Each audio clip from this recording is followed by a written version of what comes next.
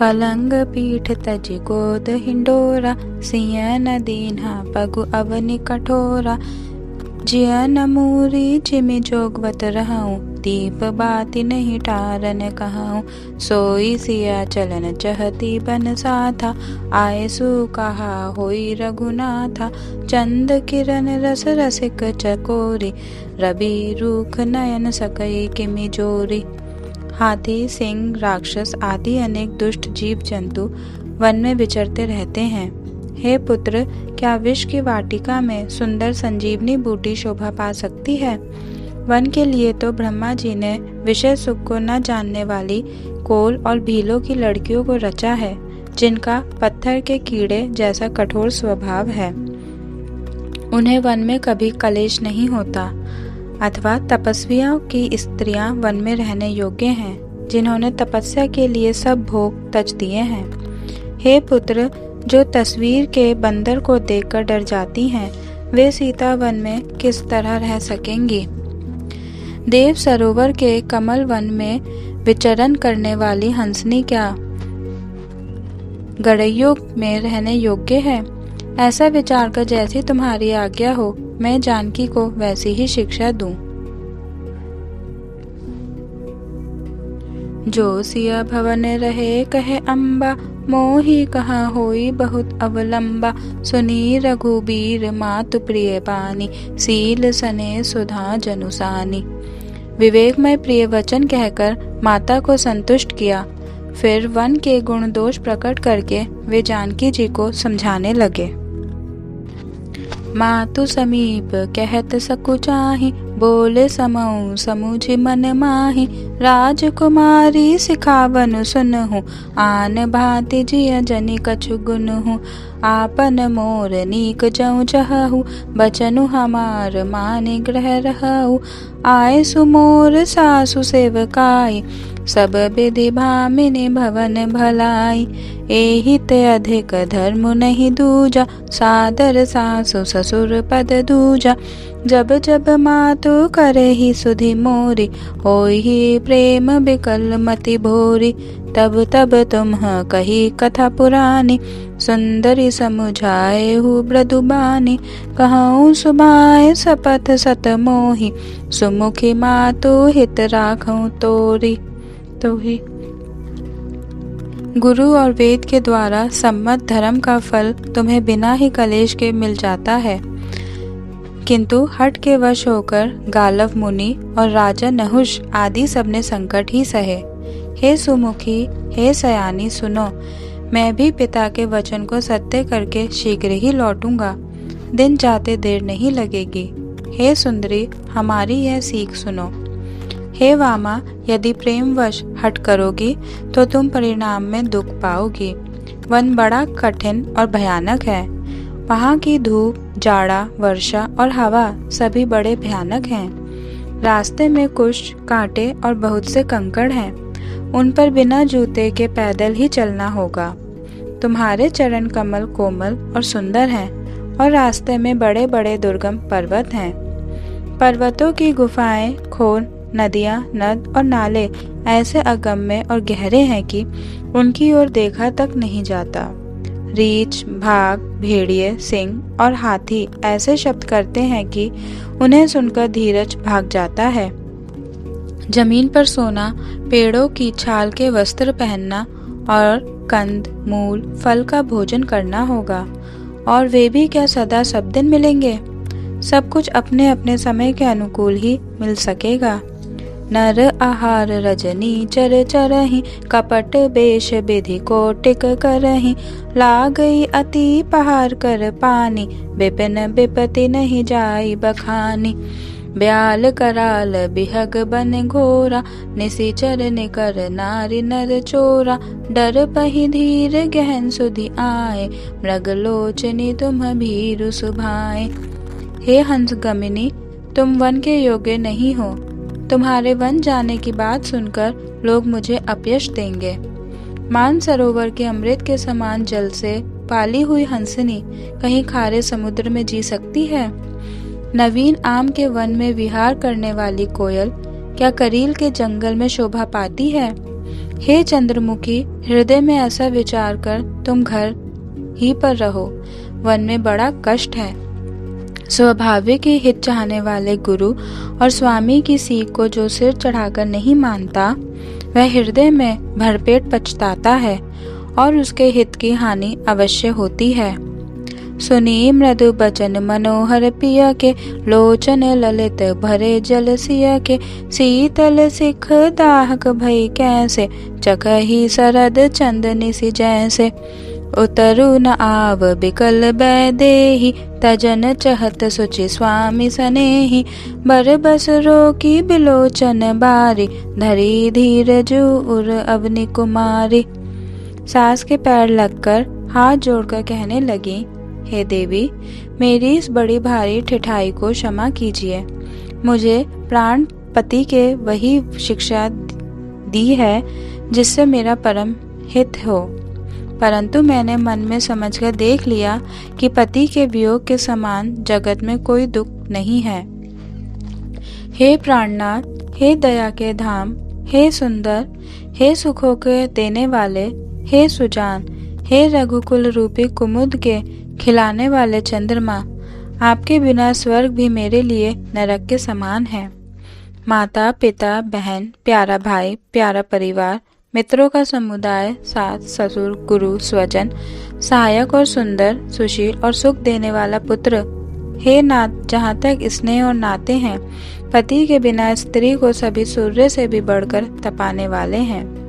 शरीर, धन, घर, पृथ्वी, नगर और राज्य, पति के बिना स्त्री के लिए यह सब शोक का समाज है। भोग रोग के समान है, गहने भार रूप हैं और संसार यम यातना के समान है। हे प्राणनाथ, आपके बिना जगत में मुझे कहीं कुछ भी सुखदायी नहीं है। जैसे बिना जीव के देह और बिना जल के नदी, वैसे ही हे नाथ, बिना पुरुष के स्त्री है। हे नाथ, आपके साथ रहकर आपका शरद के निर्मल चंद्रमा के समान मुख देखने से मुझे समस्त सुख प्राप्त होंगे। हे नाथ, आपके साथ पक्षी और पशु ही मेरे कुटुंबी होंगे। वन ही नगर और वृक्षों की छाली निर्मल वस्त्र होंगे और पर्णकुटी ही स्वर्ग के समान सुखों की मूल होगी। वन देवी बन देव उदारा, करहि सासु ससुर समसारा। कुस किसलिय साथरी सुहाई, प्रभु संग मंजू मनोज तुराई। कंद मूल फल अमिय आहारु, अवध सौध सत सरिस पहारु। छिनु छिनु प्रभु पद कमल बिलोकी, रहु मुदित दिवस जिमिको की। बन दुख नाथ कहे बहु तेरे, भय विषाद परिताप घनेरे। प्रभु वियोग लवलेस समाना, सब मिली हो ही न कृपा निधाना। अस जिय जानि सुजान शिरोमणि, लेय संग मोहि छाड़िय जनि। बिनती बहुत करऊँ का स्वामी, करुणामय उर अंतर जामी। हे दीन बंधु, हे सुंदर, हे सुख देने वाले, हे शील और प्रेम के भंडार, यदि अवधि तक मुझे अयोध्या में रखते हैं तो जान लीजिए कि मेरे प्राण नहीं रहेंगे। क्षण क्षण में आपके चरण कमलों को देखते रहने से मुझे मार्ग चलने में थकावट ना होगी। हे प्रियतम, मैं सभी प्रकार से आपकी सेवा करूंगी और मार्ग चलने से होने वाली सारी थकावट को दूर कर दूंगी। आपके पैर धोकर पेड़ों की छाया में बैठकर मन में प्रसन्न होकर हवा करूंगी। पसीने की बूंदों सहित शाम शरीर को देखकर प्राणपति के दर्शन करते हुए दुख के लिए मुझे अवकाश ही कहाँ रहेगा। समतल भूमि पर घास और पेड़ों के पत्ते बिछाकर यह दासी रात भर आपके चरण दबावेगी। बार बार आपकी कोमल मूर्ति को देखकर मुझको गर्म हवा भी न लगेगी। प्रभु के साथ मेरी ओर देखने वाला कौन है?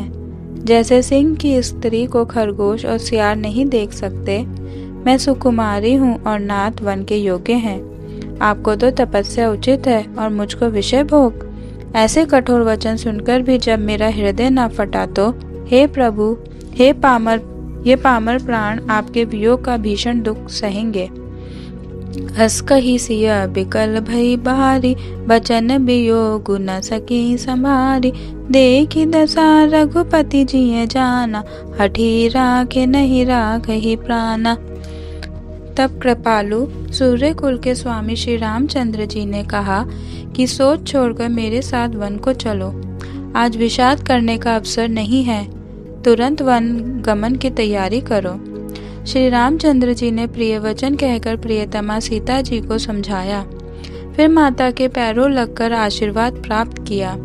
माता ने कहा, बेटा जल्दी लौटकर प्रजा के दुख को मिटाना और यह निठुर माता तुम्हें भूल न जाए। हे विधाता, क्या मेरी दशा भी फिर पलटेगी? क्या अपने नेत्रों से मैं इस मनोहर जोड़ी को फिर देख पाऊंगी?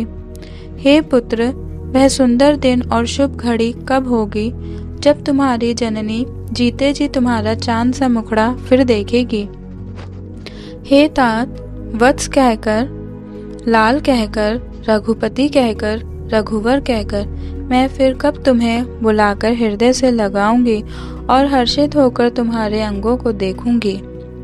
यह देखकर कि माता स्नेह के मारे अधीर हो गई हैं और इतनी अधिक व्याकुल हैं कि मुंह से वचन नहीं निकलता, श्री रामचंद्र जी ने अनेक प्रकार से उन्हें समझाया।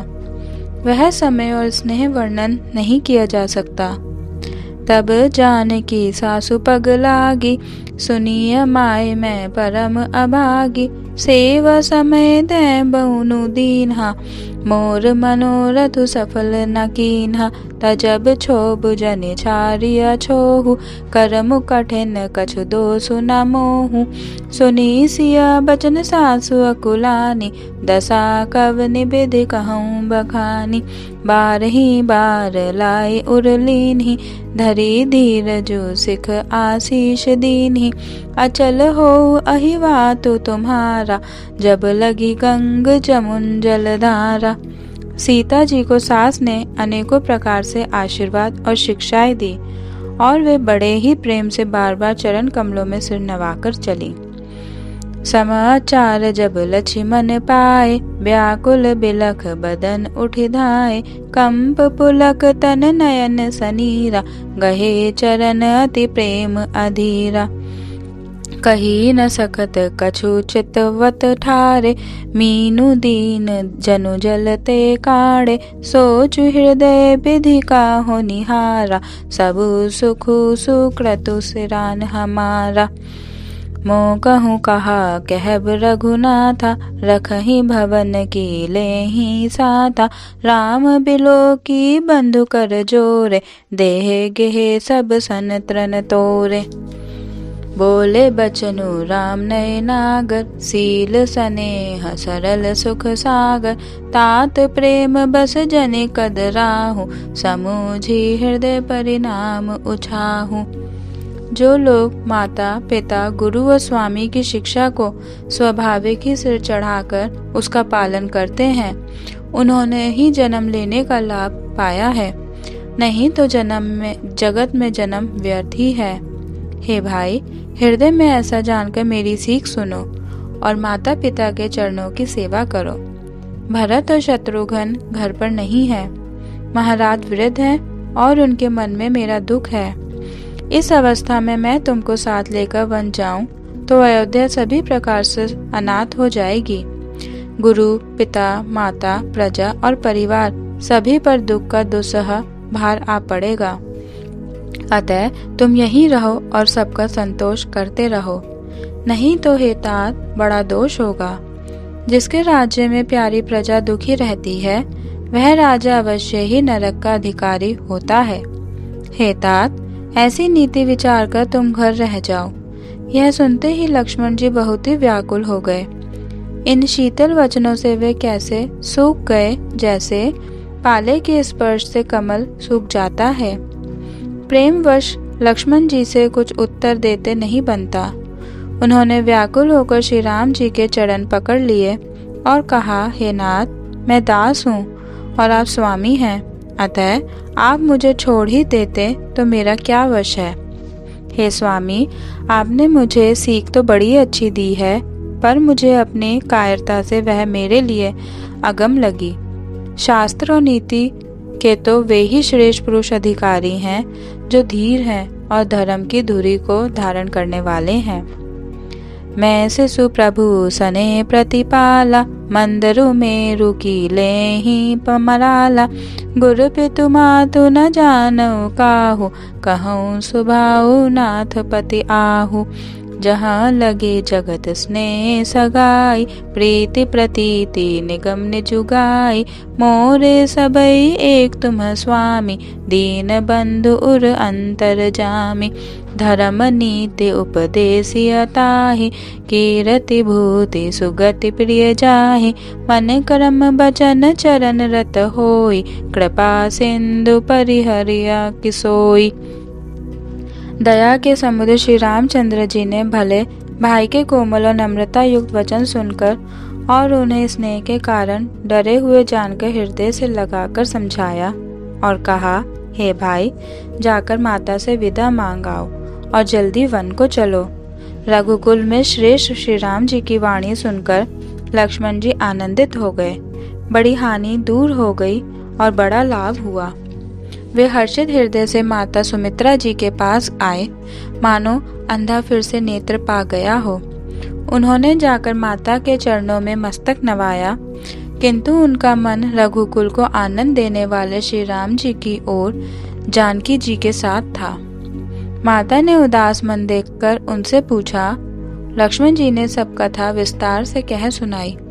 सुमित्रा जी कठोर वचनों को सुनकर ऐसी सहम गईं जैसे हिरनी चारों ओर वन में आग लगी देखकर सहम जाती है।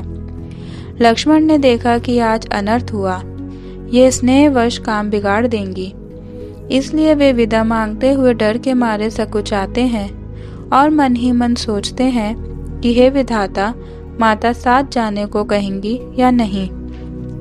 सुमित्रा जी ने श्री राम जी और श्री सीता जी के रूप, सुंदर, शील और स्वभाव को समझकर और उन पर राजा का प्रेम देखकर अपना सिर धुना और कहा कि पापिनी कैकेयी ने बुरी तरह घात लगाया, परंतु कुछ समय जानकर धैर्य धारण किया और स्वभाव से ही हित चाहने वाली सुमित्रा जी कोमल वाणी से बोली, हे तात, जानकी जी तुम्हारी माता हैं और सब प्रकार से स्नेह करने वाले श्री रामचंद्र जी तुम्हारे पिता हैं।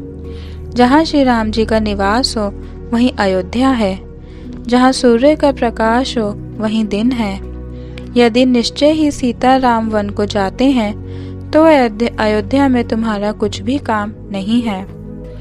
गुरु पितु मातु बंधु सुर साई, सेहि सकल प्राण की नाई।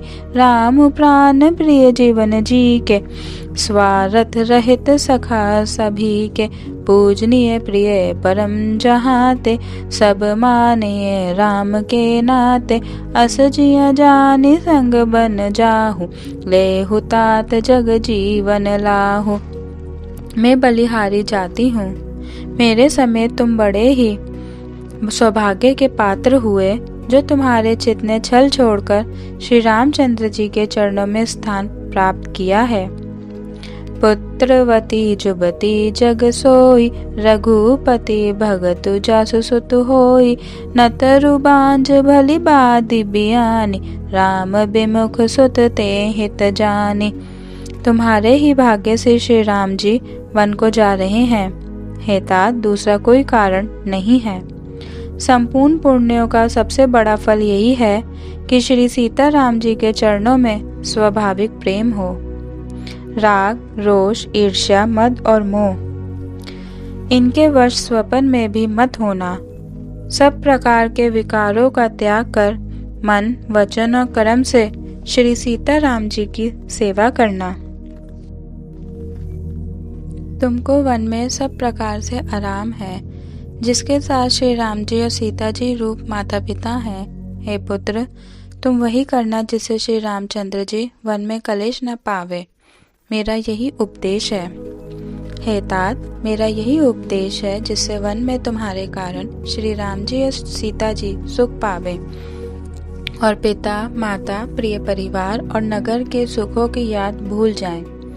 तुलसीदास जी कहते हैं कि सुमित्रा जी ने इस प्रकार हमारे प्रभु को शिक्षा देकर आज्ञा दी और फिर यह आशीर्वाद दिया कि श्री सीता जी और श्री रघुवीर जी के चरणों में तुम्हारा निर्मल एवं प्रगाढ़ प्रेम नित नित नया हो। माता के चरणों में सिर नवाकर हृदय में डरते हुए लक्ष्मण जी तुरंत इस तरह चल दिए जैसे सौभाग्यवश कोई हिरन कठिन फंदे को तोड़ाकर भाग निकला हो। गए लखनऊ जहाँ जानकी नाथु, भे मन मुदित पाई प्रिय साथु, बंदी राम सिय चरण सुहाय, चले संग नृप मंदिर आए, कहीं परस्पर पुर नर नारी, भली बनाई विधि बात बिगारी, तन ग्रस मन दुख बदन मलीन, विकल मन हु माखी मधु छीन, कर में जहीं सिर धुनि पछिताहि, जनु बिनु पंख बिहग अकुलाहि, भई बड़ी भीर भूप दरबारा, बरनी न जाई विषादु अपारा। श्री रामचंद्र जी पधारे हैं, ये प्रिय वचन कहकर मंत्री ने राजा को उठाकर बैठाया। सीता सहित दोनों पुत्रों को देखकर राजा बहुत व्याकुल हुए। सीता सहित दोनों सुंदर पुत्रों को देख देख कर राजा अकुलाते हैं और स्नेहवश बारंबार उन्हें हृदय से लगा लेते हैं। सकई न बोली बिकल नर नाहु, शोक जनित उर दारुण दाहु, नाई शिशु पद अति अनुरागा, उठी रघुबीर बिदा तब मागा, पितु असीस आय सुमोहि दीजे, हर्ष समय बिस्मौ कत कीजे, तात किए प्रिय प्रेम प्रमादु, जसु जग जाय होई अपबादु। यह सुनकर स्नेहवश राजा ने उठकर श्री रघुनाथ जी की बाह पकड़कर उन्हें बैठा लिया और कहा, हे तात सुनो, तुम्हारे लिए मुनि लोग कहते हैं कि श्री राम चराचर के स्वामी हैं। शुभ और अशुभ कर्मों के अनुसार ईश्वर हृदय में विचार कर फल देता है। जो कर्म करता है वही फल पाता है, ऐसी वेद की नीति है। यह सब कोई कहते हैं।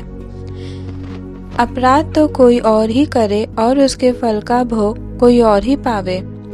भगवान की लीला बड़ी ही विचित्र है, उसे जानने योग्य जगत में कौन है। राय राम राखन हित लागी, बहुत उपाय किए छलु त्यागी, लखी राम रुख रहत न जाने, धर्म धुरंधर धीर सयाने, तब नृप सिया लाई उर लीन्ही, अति हित बहुत भांति सिख दीन्ही, कही बन के दुख दुस्सह सुनाए, सासु ससुर पितु सुख समुझाए। परंतु सीता जी का मन श्री रामचंद्र जी के चरणों में अनुरक्त था, इसलिए उन्हें घर अच्छा नहीं लगा और न वन भयानक लगा। फिर और सब लोगों ने भी वन में विपत्तियों की अधिकता बता बताकर सीता जी को समझाया। मंत्री सुमंतर जी की पत्नी और गुरु वशिष्ठ जी की स्त्री अरुंधति जी तथा और भी चतुर स्त्रियां स्नेह के साथ कोमल वाणी से कहती हैं कि तुमको तो वनवास दिया नहीं है, इसलिए जो ससुर गुरु और सास कहें तुम तो वही करो। यह शीतल हितकारी मधुर और कोमल सीख सुनने पर सीता जी को अच्छी नहीं लगी। मानो शरद ऋतु के चंद्रमा की चांदनी लगते ही चकई व्याकुल हो उठी हो। सीता जी संकोचवश उत्तर नहीं देती। इन बातों को सुनकर कैकेयी तमक कर उठी।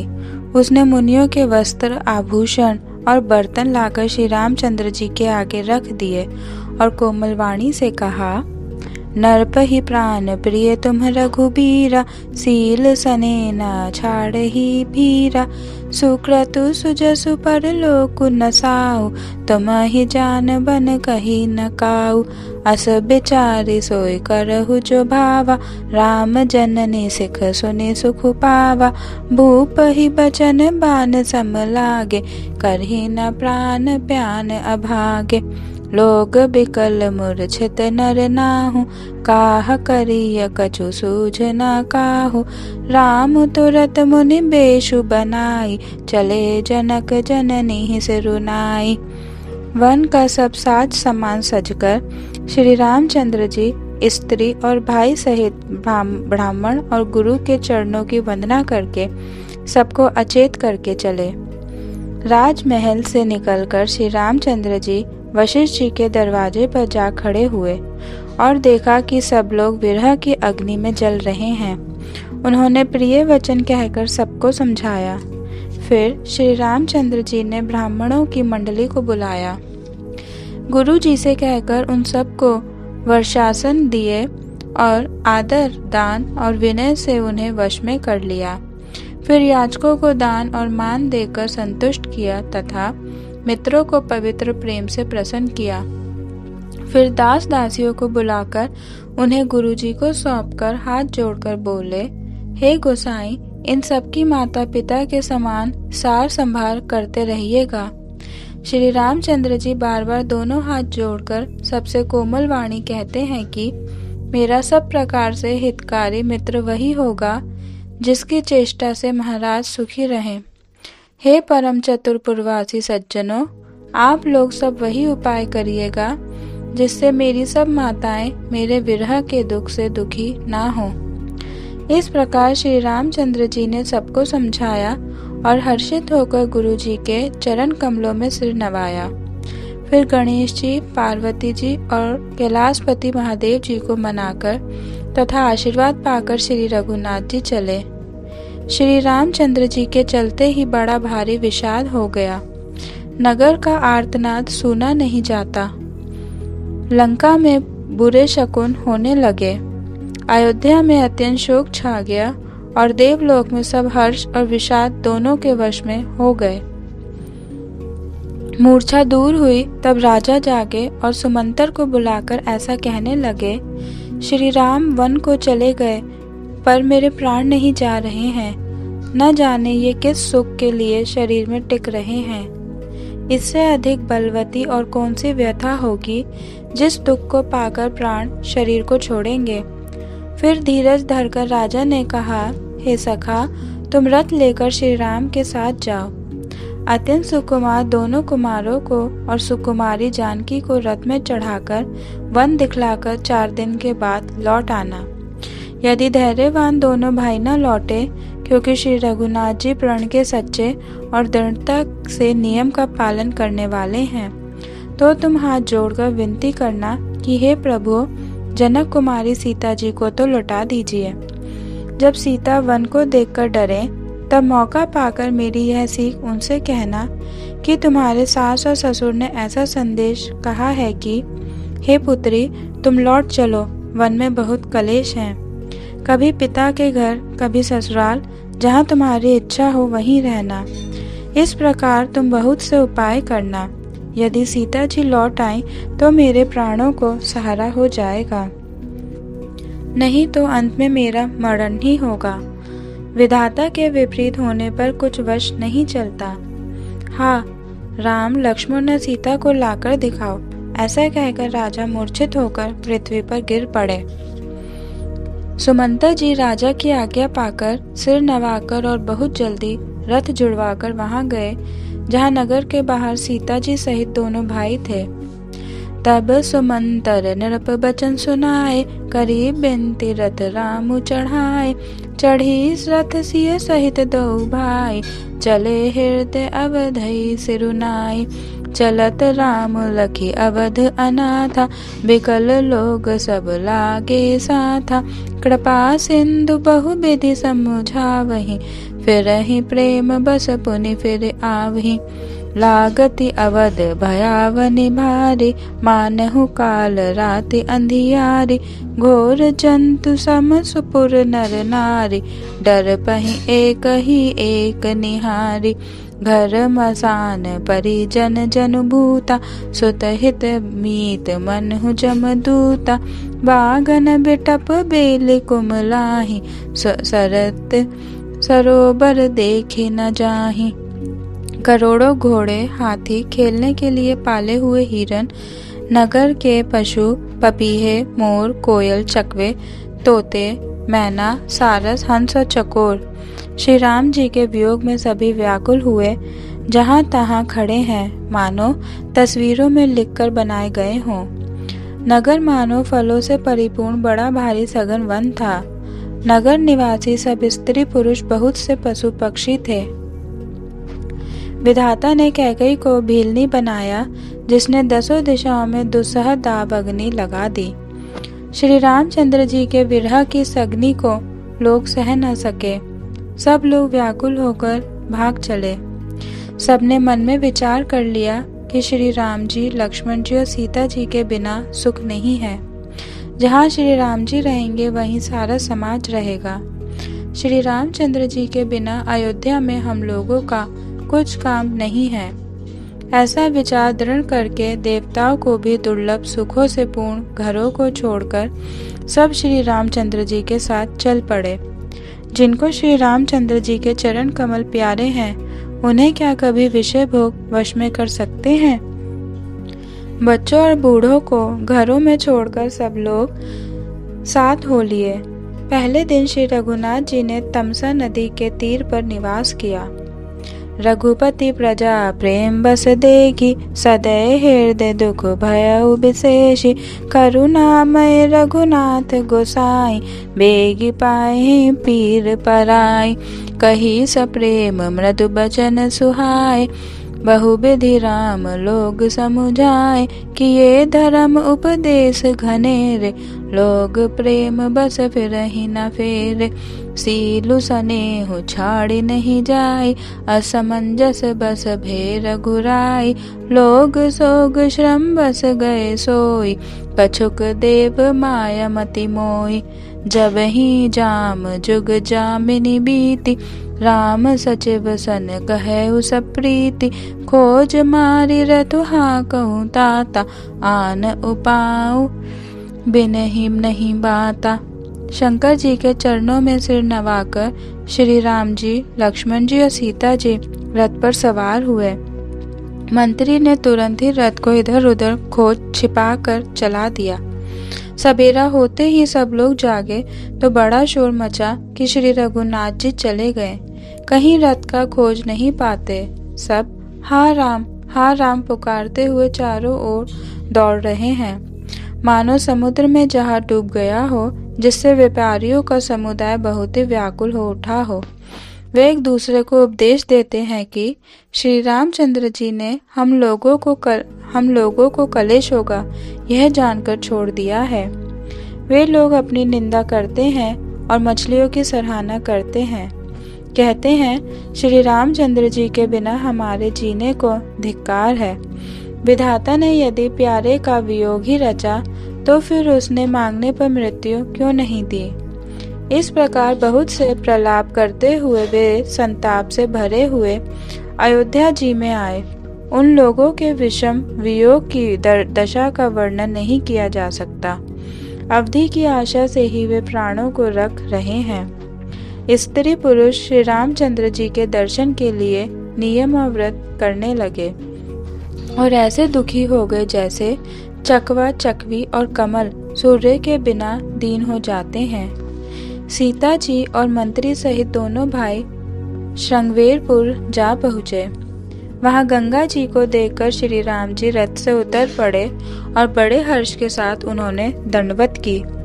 लक्ष्मण जी, सुमंतर और सीता जी ने भी प्रणाम किया। सबके साथ श्री रामचंद्र जी ने सुख पाया। गंगा जी समस्त आनंद मंगलों की मूल है। वे सब सुखों की करने वाली और सब पीड़ाओं की हरने वाली है। अनेक कथा प्रसंग कहते हुए श्री राम जी गंगा जी की तरंगों को देख रहे हैं। उन्होंने मंत्री को, छोटे भाई लक्ष्मण जी को और प्रिया सीता जी को देव नदी गंगा जी की बड़ी महिमा सुनाई। इसके बाद सबने स्नान किया, जिससे मार्ग का सारा श्रम दूर हो गया और पवित्र जल पीते ही मन प्रसन्न हो गया। जिनके स्मरण मात्र से महाश्रम मिट जाता है, उनको श्रम होना यह केवल लौकिक व्यवहार है।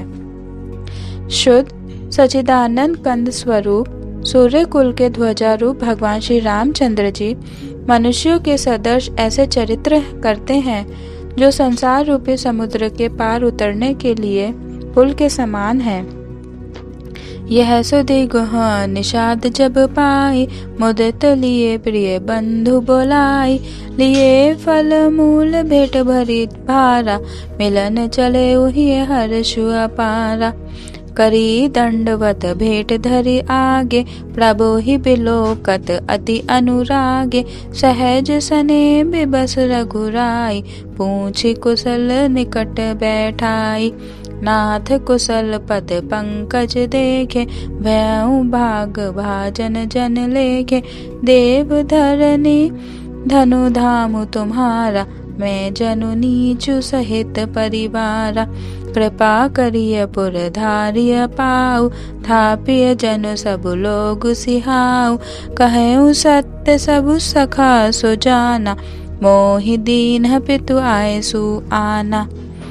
मुझे 14 वर्ष तक मुनियों का व्रत और वेश धारण कर और मुनियों के योग्य आहार करते हुए वन में ही बसना है। गांव के भीतर निवास करना उचित नहीं है। यह सुनकर गुह को बड़ा दुख हुआ। श्री राम जी, लक्ष्मण जी और सीता जी के रूप को देखकर गांव के स्त्री पुरुष प्रेम के साथ चर्चा करते हैं। कोई कहती है, हे सखी, कहो तो वे माता पिता कैसे हैं जिन्होंने ऐसे बालकों को वन में भेज दिया है। कोई एक कहते हैं, राजा ने अच्छा ही किया, इसी बहाने हमें भी ब्रह्मा ने नेत्रों का लाभ दिया। तब निषाद राज ने हृदय में अनुमान किया तो अशोक के पेड़ को मनोहर समझा। उसने श्री रघुनाथ जी को ले जाकर वह स्थान दिखाया। श्री रामचंद्र जी ने कहा कि यह सब प्रकार से सुंदर है। पूर्ववासी लोग जोहार करके अपने अपने घर लौटे और श्री रामचंद्र जी संध्या करने पधारे। गुह ने इसी बीच कुश और कोमल पत्तों की कोमल और सुंदर साथरी सजाकर बिछा दी और पवित्र, मीठे और कोमल देख देख कर दोनों में भर भर कर फल, मूल और पानी रख दिया।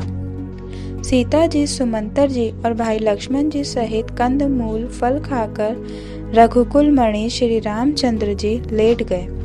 भाई लक्ष्मण जी उनके पैर दबाने लगे। फिर प्रभु श्री रामचंद्र जी को सोते जानकर लक्ष्मण जी उठे और कोमल वाणी से मंत्री सुमंतर जी को सोने के लिए कहकर वहां से कुछ दूर पर धनुष बाण से सजकर विरासन से बैठकर जागने लगे। गुह ने विश्वास पात्र पहरेदारों को बुलाकर अत्यंत प्रेम से जगह जगह नियुक्त कर दिया और आप कमर में तरकस बांधकर तथा धनुष पर बाण चढ़ाकर लक्ष्मण जी के पास जा बैठा।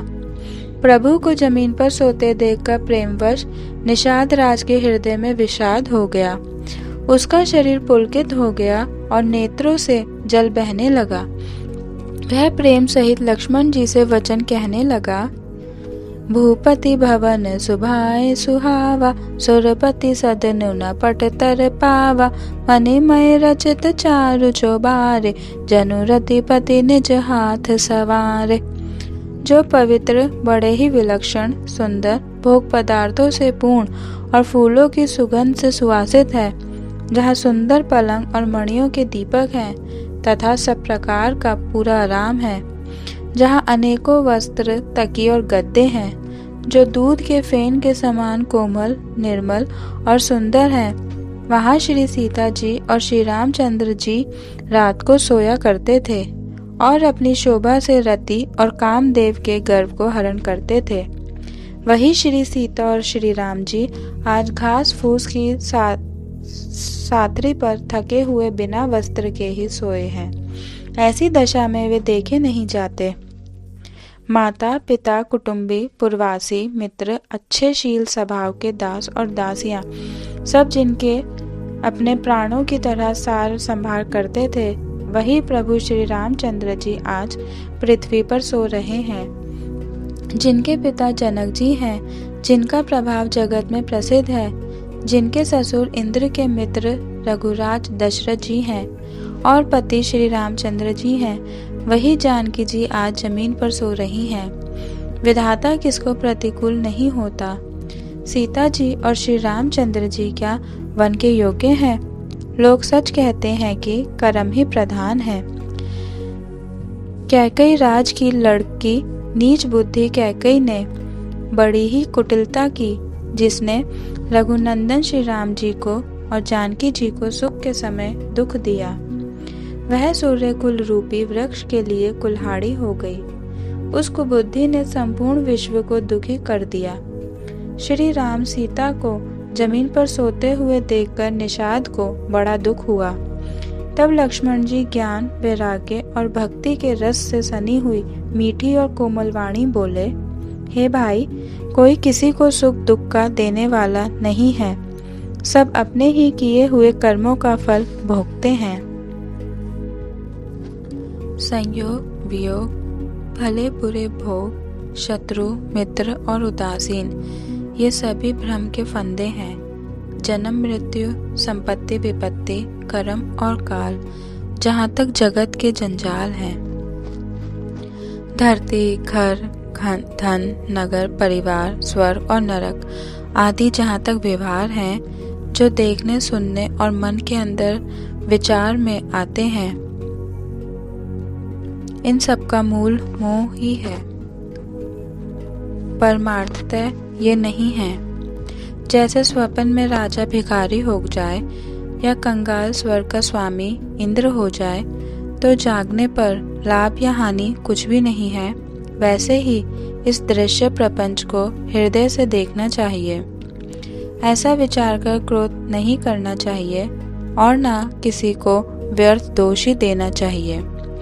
सब लोग मोह रूपी रात्रि में सोने वाले हैं और सोते हुए उन्हें अनेकों प्रकार के स्वप्न दिखाई देते हैं।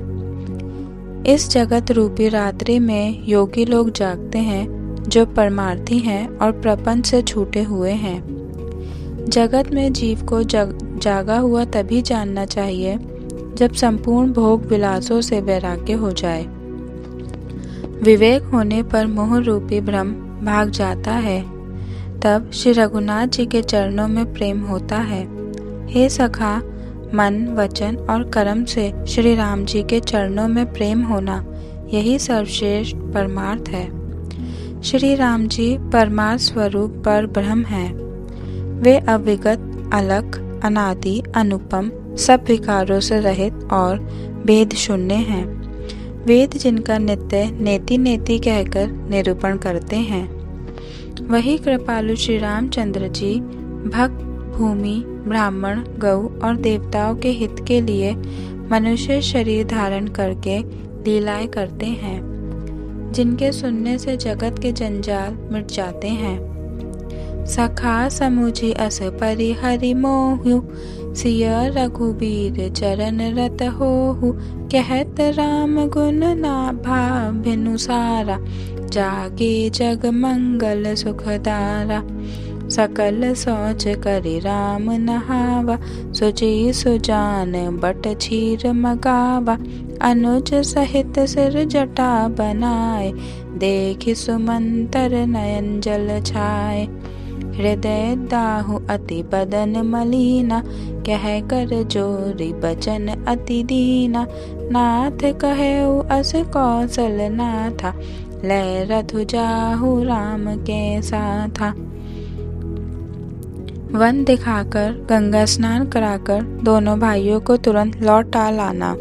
सब संशय संकोच को दूर करके लक्ष्मण, राम, सीता को फिरा लाना। महाराज ने ऐसा कहा था, अब प्रभु जैसा कहें मैं वही करूं। मैं आपकी बलिहारी हूं। इस प्रकार विनती करके वे श्री रामचंद्र जी के चरणों में गिर पड़े और उन्होंने बालक की तरह रो दिया और कहा, हे तात, कृपा करके वही कीजिए जिससे अयोध्या अनाथ ना हो। श्री राम जी ने मंत्री को उठाकर धैर्य बंधाते हुए समझाया कि हे तात, आपने तो धर्म के सभी सिद्धांतों को छान डाला है। शिबी, दधीची और राजा हरिश्चंद्र ने धर्म के लिए करोड़ों कष्ट सहे थे। बुद्धिमान राजा रंतिदेव और बलि बहुत से संकट सहकर भी धर्म को पकड़े रहे। वेद, शास्त्र और पुराणों में कहा गया है कि सत्य के समान दूसरा धर्म नहीं है। मैंने उस धर्म को सहज ही पा लिया है। इसका त्याग करने से तीनों लोकों में अपयश छा जाएगा।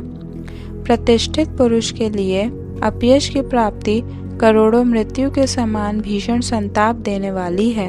हे तात, मैं आपसे अधिक क्या कहूँ? लौटकर उत्तर देने में भी पाप का भागी होता हूँ।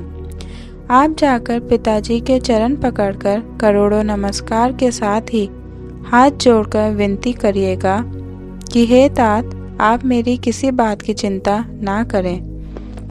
आप भी पिता के समान ही मेरे बड़े हितैषी हैं। हे तात, मैं हाथ जोड़कर आपसे विनती करता हूँ कि आपका भी सब प्रकार से वही कर्तव्य है जिसमें पिताजी हम लोगों के सोच में दुख न पावे। श्री रघुनाथ जी और सुमंतर का यह संवाद सुनकर निषादराज कुटुंबियों सहित व्याकुल हो गया। फिर लक्ष्मण जी ने कुछ कड़वी बात कही।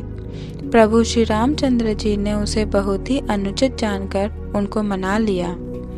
श्री रामचंद्र जी ने सकुचाकर अपनी सौगंध दिलाकर सुमंतर जी से कहा कि आप जाकर लक्ष्मण का यह संदेश ना कहिएगा।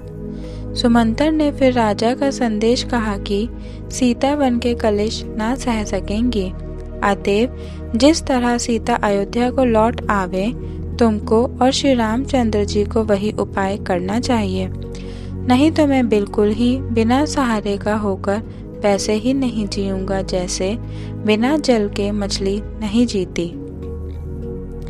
सीता के मायके और ससुराल में सब सुख हैं। जब तक यह विपत्ति दूर नहीं होती तब तक वे जहाँ जी चाहे वहीं सुख से रहेंगी। राजा ने जिस तरह विनती की है वह दीनता और प्रेम कहा नहीं जा सकता। कृपा निधान श्री रामचंद्र जी ने पिता का संदेश सुनकर सीता जी को करोड़ों प्रकार से सीख दी। उन्होंने कहा, जो तुम घर लौट जाओ तो सास, ससुर, गुरु, प्रियजन एवं कुटुंबी सबकी चिंता मिट जाए। पति के वचन सुनकर जानकी जी कहती हैं, हे प्राणपति, हे परम स्नेही, सुनिए। हे प्रभु, आप करुणामय और परम ज्ञानी हैं। शरीर को छोड़कर छाया अलग कैसे रोकी रह सकती है?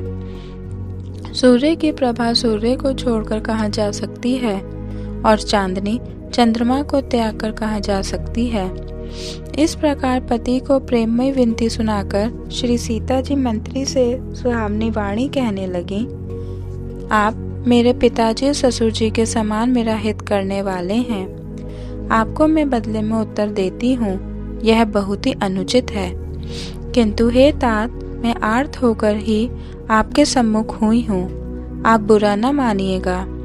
आर्यपुत्र के चरण कमलों के बिना जगत में जहाँ तक नाते हैं सभी मेरे लिए व्यर्थ हैं। मैंने पिताजी के ऐश्वर्य की छटा देखी है, जिनके चरण रखने की चौकी से सर्व शिरोमणि राजाओं के मुकुट मिलते हैं। ऐसे पिता का घर भी जो सब प्रकार के सुखों का भंडार है, पति के बिना मेरे मन को भूलकर भी नहीं भाता। मेरे ससुर कौशलराज चक्रवर्ती सम्राट हैं, जिनका प्रभाव 14 लोकों में प्रकट है। इंद्र भी आगे होकर जिनका स्वागत करता है और अपने आधे सिंहासन पर बैठने के लिए स्थान देता है। ऐसे ससुर, अयोध्या का निवास, प्रिय कुटुंबी और माता के समान सासुएं, ये कोई भी श्री रघुनाथ जी के चरण कमलों की रज के बिना मुझे स्वप्न में भी सुखदायक नहीं लगते।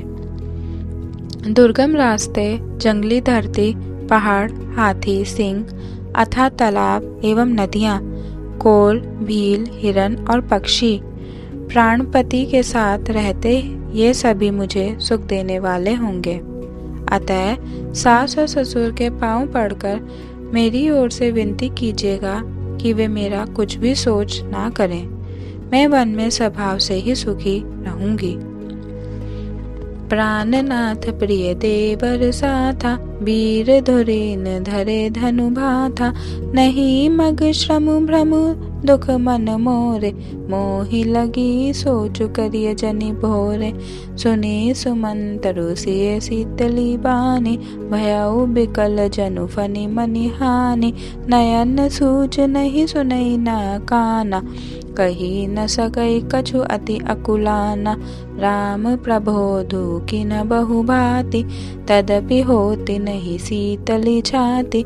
जतन अनेक साथ हित कीन्हे, उचित उत्तर रघुनंदन दीन्हे। मेटी जाय नहीं राम रजाई, कठिन करम गति कछु न बसाई। राम लखन सिय पद सिरुनाई, फिरऊ बनिक जिमि मोर गवाई। सुमंतर ने रथ को हाँका। घोड़े श्री रामचंद्र जी की ओर देख देख कर हिनहिनाते हैं। यह देखकर निषाद लोग विषाद के वश होकर सिर धुन धुन कर पछताते हैं। जिनके वियोग में पशु इस प्रकार व्याकुल हैं, उनके वियोग में प्रजा, माता और पिता कैसे जीते रहेंगे। श्री रामचंद्र जी ने जबरदस्ती सुमंतर को लौटाया। तब आप गंगा जी के तीर पर आए। श्री राम ने केवट से नाव मांगी, पर वह लाता नहीं। वह कहने लगा, मैंने तुम्हारा मर्म जान लिया। तुम्हारे चरण कमलों की धूल के लिए सब लोग कहते हैं कि वह मनुष्य बना देने वाली कोई जड़ी है, जिसके छूते ही पत्थर की शीला सुंदरी स्त्री हो गई। काट पत्थर से कठोर तो होता नहीं। मेरी नाव भी मुनि की स्त्री हो जाएगी और इस प्रकार मेरी नाव उड़ जाएगी। मैं लुट जाऊंगा। मैं तो इसी नाव से सारे परिवार का पालन पोषण करता हूँ, दूसरा कोई धंधा नहीं जानता। हे प्रभु, यदि तुम अवश्य ही पार जाना चाहते हो तो मुझे पहले अपने चरण कमल पखारने के लिए कह दो। हे नाथ, मैं चरण कमल धोकर आप लोगों को नाव पर चढ़ा लूंगा। मैं आपसे कुछ उतराई नहीं चाहता। हे राम, मुझे आपकी दुहाई और दशरथ जी की सौगंध है, मैं सब सच सच कहता हूँ। लक्ष्मण भले ही मुझे तीर मारे, पर जब तक मैं पैरों को पखार न लूंगा तब तक हे तुलसीदास के नाथ, हे कृपालु, मैं पार नहीं उतारूंगा। केवट के प्रेम में लपेटे हुए अटपटे वचन सुनकर करुणा धाम श्री रामचंद्र जी, जानकी जी और लक्ष्मण जी की ओर देखकर हंसे। कृपा के समुद्र श्री रामचंद्र जी केवट से मुस्कुराकर बोले, भाई, तू वही कर जिससे तेरी नाव न जाए। जल्दी पानी ला और पैर धो ले, देर हो रही है, पार उतार दे। जासु नाम सुमिरत एक बारा, उतरहि नर भव सिंधु अपारा। सोई कृपालु केवट ही निहोरा, जेहि जगु किए तिहु पगहु ते थोरा।